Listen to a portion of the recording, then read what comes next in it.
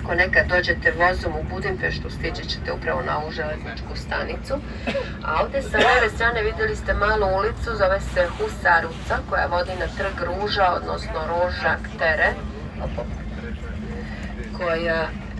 koji je trg mnogo bitan i značajan.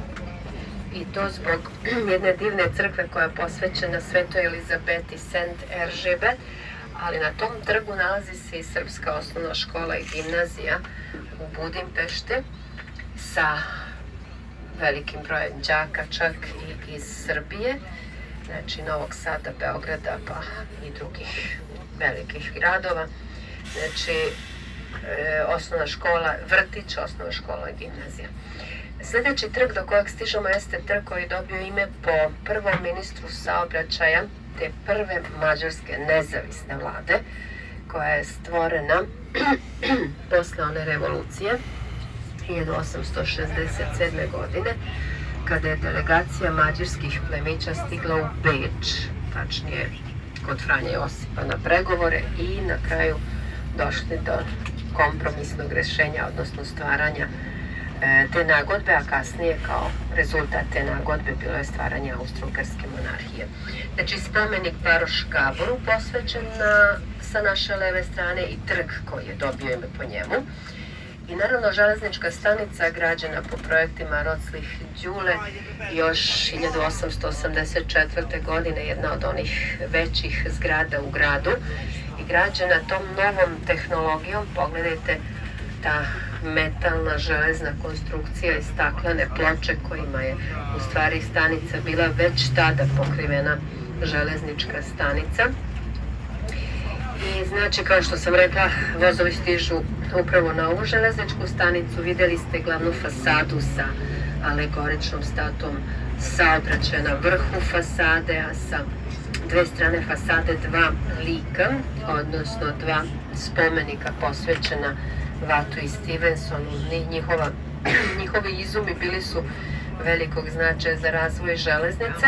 I evo, mi sada već stižemo i u ovaj sportski deo grada. Sada smo već na putu koji se zove Kerepešiut, sa desne strane na mestu bivšeg hipodroma. Vidjet ćete taj tržni centar, Arena Plaza, gdje ćete isto imati malo slobodnog vremena, prošetate, eventualno da ručate. Negdje na sredini su ti restorani gdje ćete moći da kupite nešto da pojedete pre puta. A pri kraju, evo sada sa desne strane, jeste taj veliki hipermarket Tesco, gdje možete potrošiti još forinte koje su vam ostale ako ih ne potrošite ranije. Sa leve strane vam se pruža upravo pogled na novi stadion koji se sada gradi na mestu onog starog stadiona, NEP-štadion ili Narodni stadion. Svi koji su možda bili nekad ranije u Budimpešti, tačnije pre 2 godine, još se sećaju onog Narodnog stadiona ili NEP-štadion, ili kako su ga kasnije zvali po čuvenom fudbaleru Puškaš Ferencu, znači Puškaš stadion. Bila je ta stara zgrada koja je građena, odnosno stari stadion, neposredno posle Drugog svjetskog rata od 1949. do 1953. godine, kada su i sami navijači, upravo zahvaljujući tim dobrim rezultatima, onim značajnim utakmicama koje je ta zlatna ekipa Ferencvaroša uspela da ostvari pobede, bili su svi oduševljeni i, kako tvrde, 1/5 radova oko izgradnje onog prvog starog stadiona NEP-štadion uradili su sami navijači svojim dobrovoljnim besplatnim radom.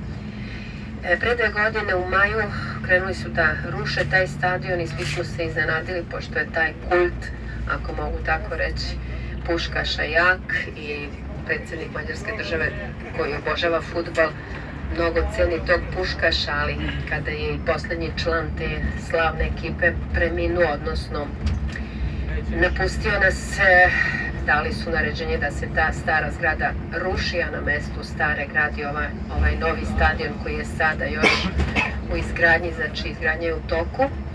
I sa leve strane još neke zgrade, sportske zgrade, to je zgrada Sima Čarnog, sportski centar koji je otvoren 2005. godine, stari hotel Stadion koji je bio prvo građen isključivo da bi primao sportiste koji stižu na te utakmice međunarodne. Kasnije se naravno profil tog hotela menja, sada je pretežno hotel za konferencije, jer je hotel umeđu vremenu i renoviran, dobio je još jednu zvezdicu, sada je hotel sa 4 zvezdice i dobio je naravno i novo ime Hotel Arena, kao što su sve zgrade ovde u ovoj okolini oko ove divne zgrade. Pogledajte sa leve strane koja je kao školjka koja se spustila iz svemira, a to je u stvari jedan stadion zatvorenog tipa građen na mestu jednog bivšeg sportskog centra Budapešt Sportčarnog, zgrada koja je bila građena još 1982. godine po projektima mađarskog arhitekte Ligetija.